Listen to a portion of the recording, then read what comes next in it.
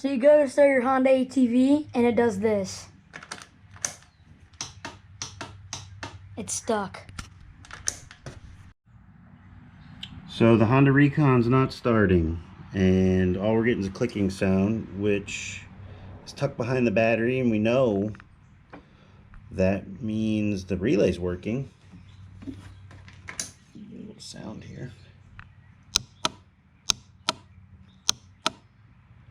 It's moving. Definitely moving. That's what's making the sound. So we're going to get the multimeter out and do a little bit of testing. Alright, so we're going to do a little bit of troubleshooting here and see if we can figure out what we got going on. That's the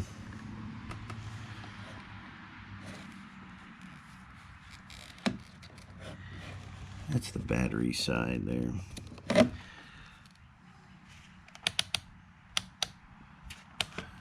Hope if we get this thing on the right setting, huh?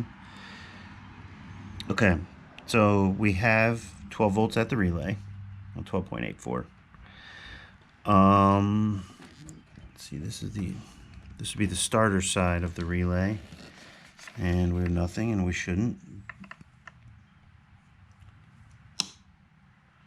All right, we push and hold the start button, and we do have over 12 volts there, so that means the relay is functioning normally, which we thought it would be. Now, it's a little too tight to get video footage of the starter. You can hardly even see the thing, much less get good video. But from the relay, the cable goes down directly to the starter. We're gonna get a quick test on that and verify. All right, so we did get 12 volts down at the starter. Starter's dead. Gonna need to order some parts.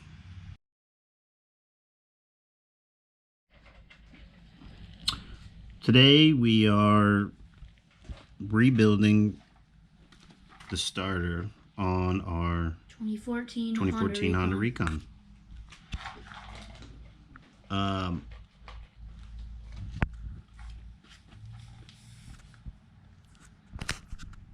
This is an alternative to buying a cheapo replacement. The factory starter is like $415 on Partzilla.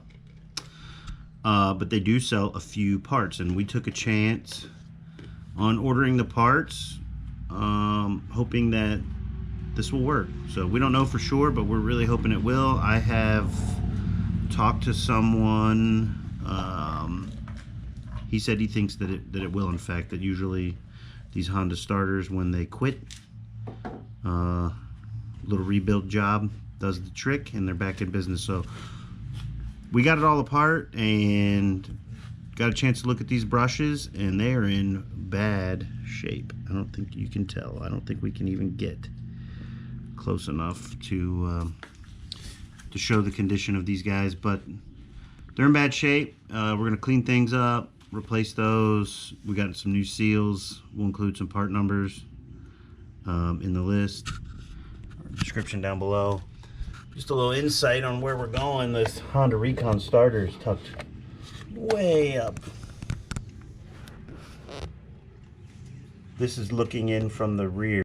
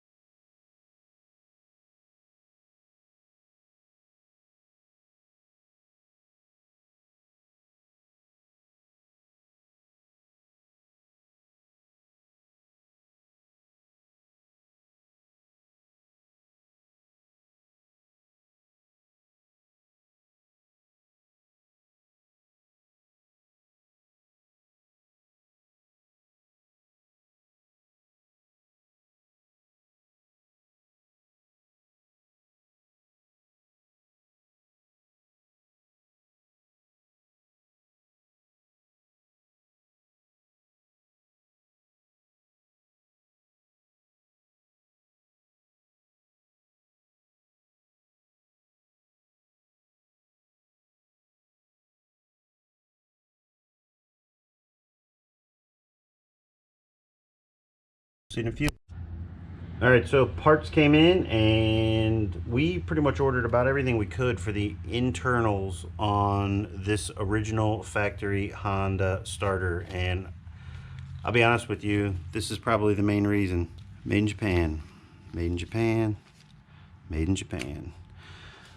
All of the parts are made in Japan. The starter is made in Japan. It's probably the reason that this bad boy has gone so long, been submerged in all kinds of abuse in rivers. Not everybody does, but I personally think that, you know, a lot of these original factory parts are as good as it gets. I don't really do any aftermarket parts. I try to avoid any parts made in China. They don't last. That's all there's to it. I don't care what anybody says. They just don't seem to last. And I didn't want a cheap generic starter. You can find starters on eBay for $100, Amazon $100. I'm not into that. To me, it's worth the work. Cleaning this up, putting some new parts in there. I really hope it works. I think it should. But there we go. So these are the brush springs, and got 2 brush springs. Part number, we'll put them in the descriptions. This is actually the brush holder. It's part number. And that's this guy here. He's nestled down inside there and is holding the brushes. We're gonna go and put a new one in there. It was only a few bucks. Well, it's a part. We're gonna do it. Here's the brushes. They are different. They're opposite each other. They are different part numbers. You got a 31201 and a 31202. So one of each. 2 gaskets, and those go right here. It's hard to tell. This guy's so dirty, but they go on the case there to seal that up. So 2 of those, and a new gasket for right here around the shaft. You know, this one looks fine. Probably would have been fine to reuse it. I'm gonna pop it off, clean it up, put a new gasket on there. It was like $2, and hopefully it'll be another 8 years before we have to deal with this again, I suppose. All right, we have the new brush holder and the end cap of the starter here, and seem to have a good match, as it should. I am glad I ordered this. I don't know if it was necessary, but for the couple bucks, I think it was $4 or $5. I don't know. It could have been $8. I don't remember exactly, but to be honest, you know, having this apart, I'd rather just pop the old one out, pop the new one in, move along. As far as I can tell, it seems like the screw for the brush holder here and the stud for the cable do all the work of holding this in place. I kind of wish, and I don't know if you can see, maybe if you get a little more light. The back side of that stud's a little dirty. In hindsight, I would have probably ordered that. It's not bad enough that I'm worried about it. I'm gonna clean it up and reuse it, but you know, it's probably $1 or $2 for that part. I'm just the type of person that I'll just order one with my order. I don't have one, so I'm going to clean up and reuse mine. But if you're, you know, looking at doing this project, I would recommend just going ahead and ordering that part. So, put this thing apart here.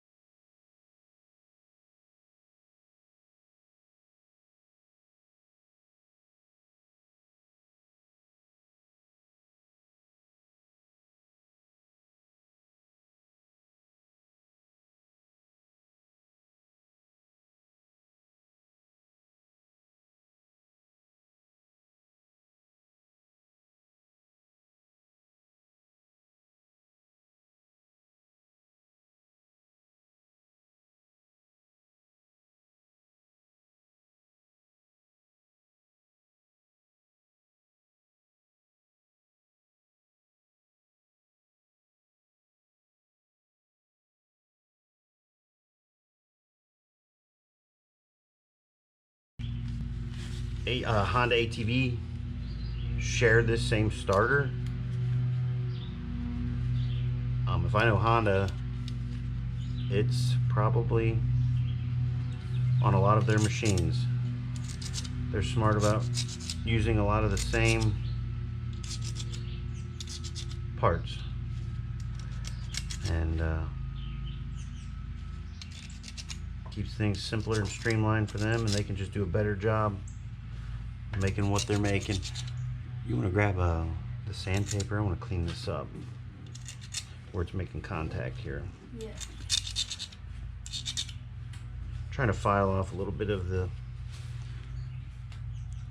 corrosion on the underside where it's going to make contact with the new brush.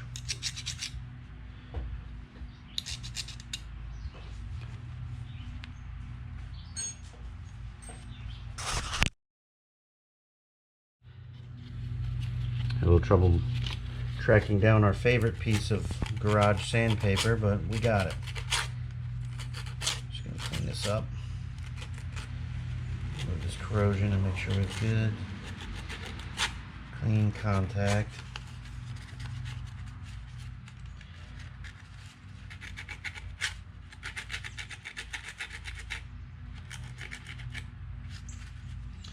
We'll go through all this trouble and have a little bit of corrosion be the reason that it doesn't work. It's worth doing it all. It's worth doing it good. So we're going to do the best we can here, applying the knowledge that we have. So there's that. Okay.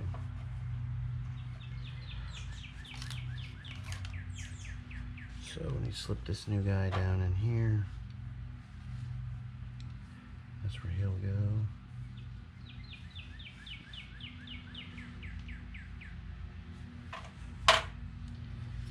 He goes way down in there. Kind of gets shoved down in, yeah. This guy goes there. That guy goes there. And we have old brush holder, old springs, old brushes. We got to work that little gasket in. We're going to clean this guy up.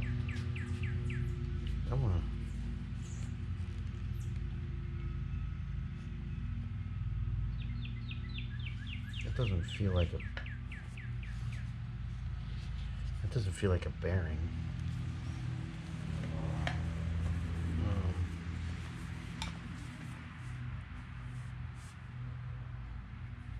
Yeah, I don't know. I'm gonna try to not get our cleaner down in there. Did you have a paper towel? Yep. Shop towels. These are shop towels.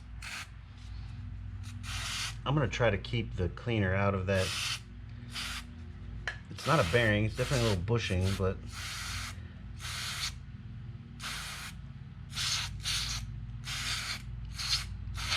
What are you using, Dad? part of me wants to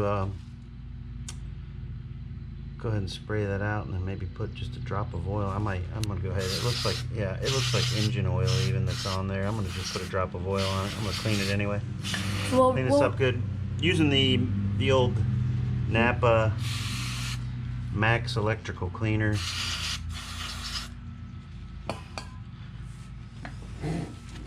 We use on a lot of things. This is what Pretty it safe is. on plastics. Clean up the chainsaws with it. Made in USA. Trimmers.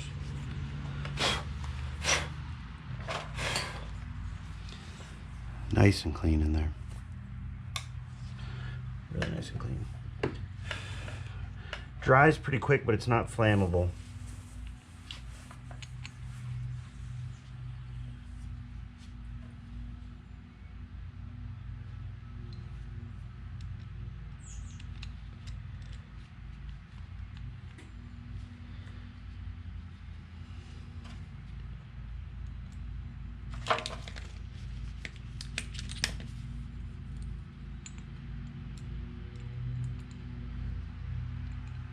Another thing to mention about this is it's fast drying.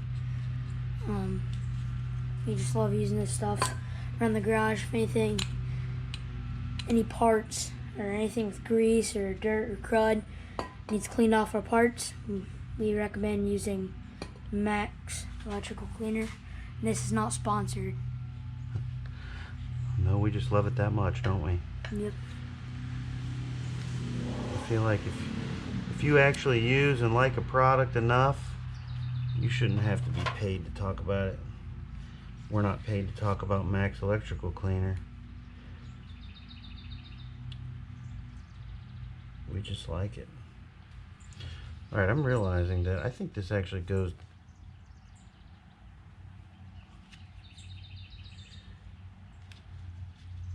Yeah, we're gonna go ahead and do that. Could have been easier to... Could have been a little bit easier to push it through from the other side. Wouldn't have to travel all along.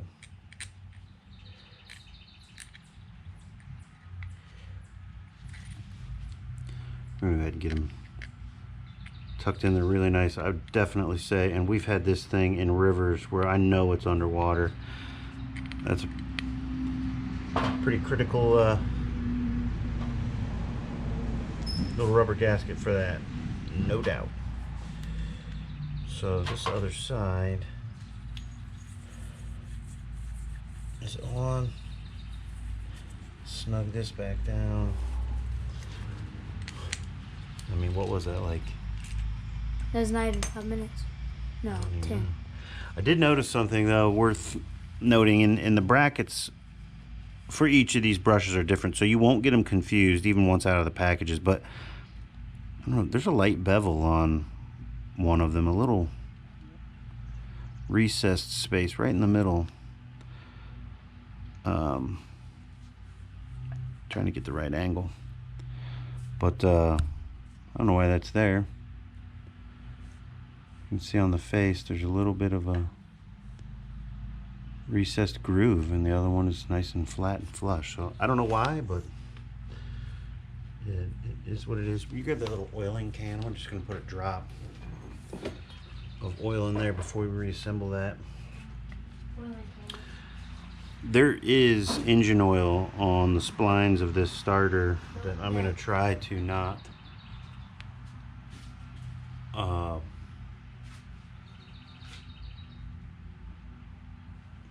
remove. I'm actually not going to spray it at all.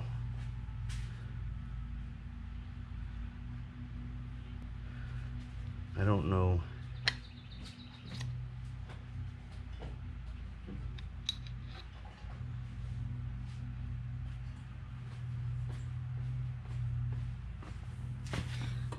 I'll leave this.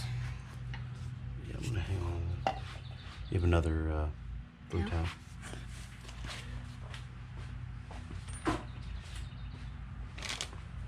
Shop is expensive. Gotta be careful. I'm gonna go ahead and wipe off some of this carbon residue, but I'm not going to spray this.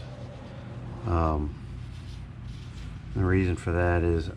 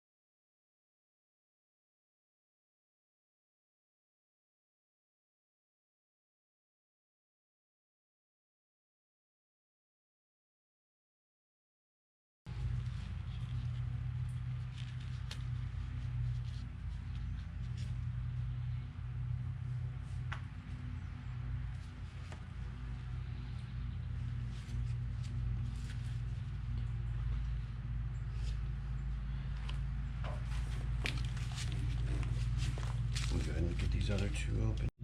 You going? Yeah. Okay. Speaking of subpar quality manufacturing, GoPro quit suddenly, smoking hot in the shade. It's only like 75 degrees outside. We're thinking that the battery is already no good.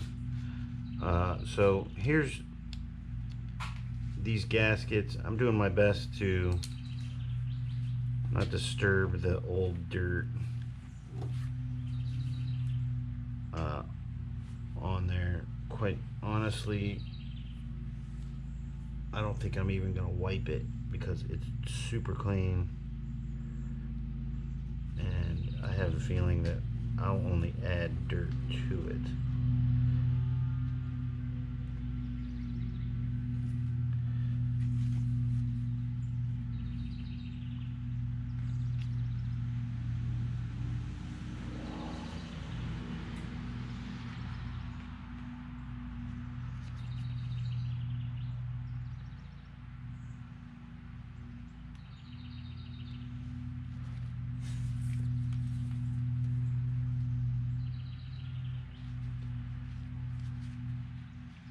One down. I may wipe this one, it's got some gunk around there.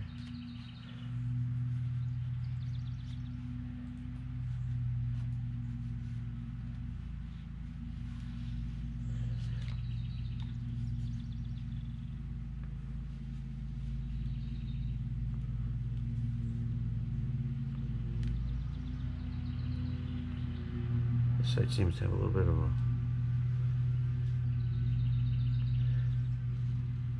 a little weep hole in there. Not sure what that's all about. Okay. Get this fitted back in the bearing here. Still fits good and snug.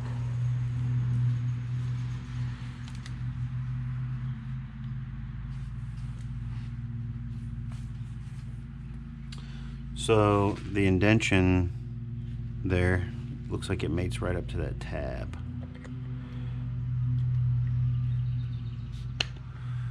Yep, and there's two little lines there to confirm that that is the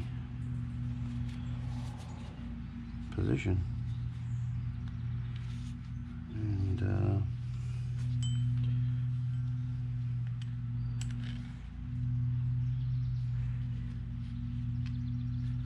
throw these bolts back in.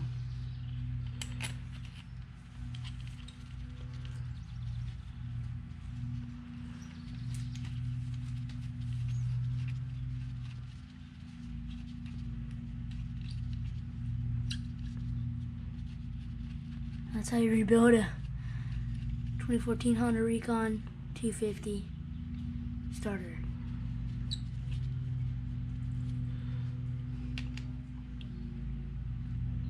Seven millimeter.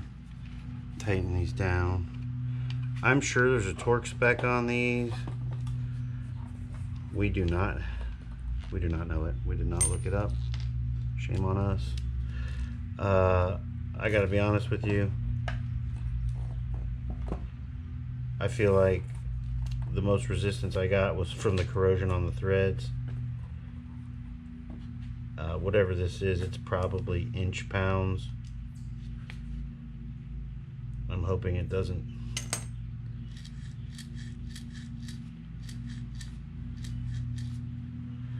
cause an issue. We may try to look that up, see if we can find it. I don't have service manuals or anything like that, so we don't have access to a lot of in-depth information such as that. But if we're able to find that, we'll put it in the description, the torque spec that might be on these two bolts for the starter, because I'm only imagining that if one was slightly torqued more than the other, it could put a slight angle on the bearing in here that would torque on the shaft just a little bit. That's the only problem I can imagine. We don't want to over compress these gaskets either, but we also want to make sure there's plenty of compression on them, or they're won't make a good seal. But I'm probably, I don't even know if I'm at 5 foot-pounds on there. I mean, there's not much torque on these right now, and that's why I'm going to leave it for right now. If we find that I've got them way under torque for some reason, we will pop this back off and add some torque. But for now, that's the new internals here. It's going to be just a matter of getting it fitted back in there and get bolts on it and hit the button, see if we can start. See you in a few. Alright, my dad is reaching the starter through the back of the quad, and it should come in right over here. If you can see my finger on the left side of the screen, it's going right there.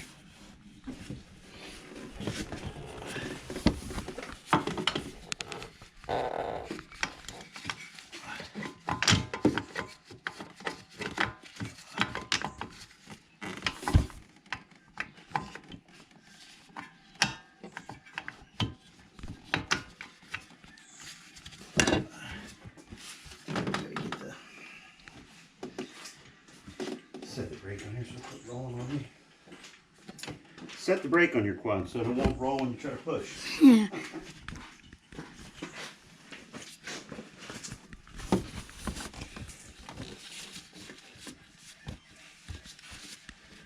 Alright, this thing fits super tight, so I'm let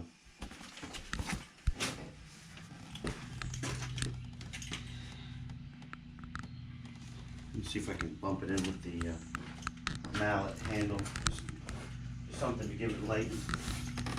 Nudge it. I'm gonna get this light in your guys' eyes, but Mallet handle.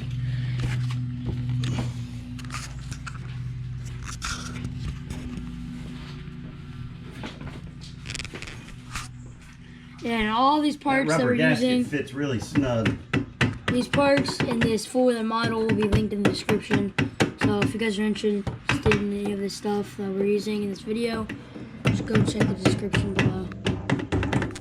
All the links will be there.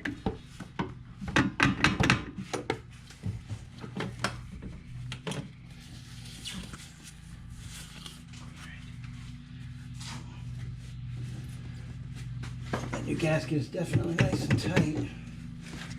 I think I'm going to try to start these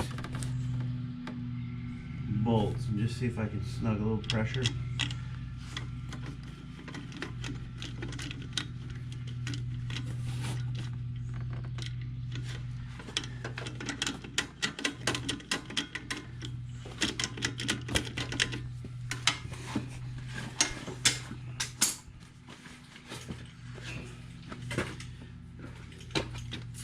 See if I can.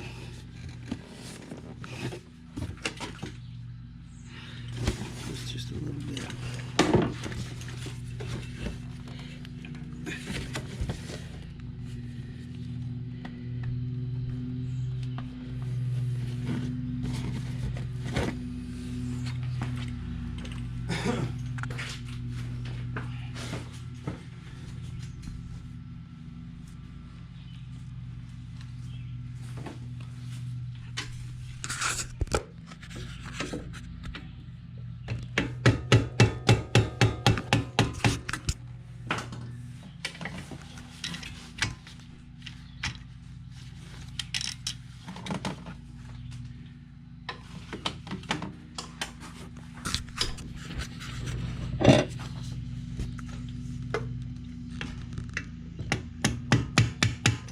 Goes.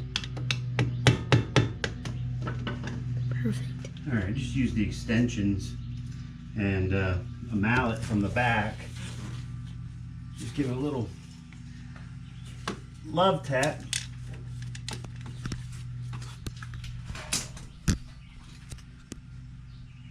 That rubber gasket really did not want to compress. I don't know. You just can't get in there to get a grip to push on it enough, so I think that did the trick, using a mallet, and I'm using really long extensions. I'm going to get a video shot from the back here. We can kind of show what we're doing. Alright, walk around here. So I'm using what's that, about 3 extensions, maybe 2/8 and a 10. Works really perfect. I can reach the bolts in, and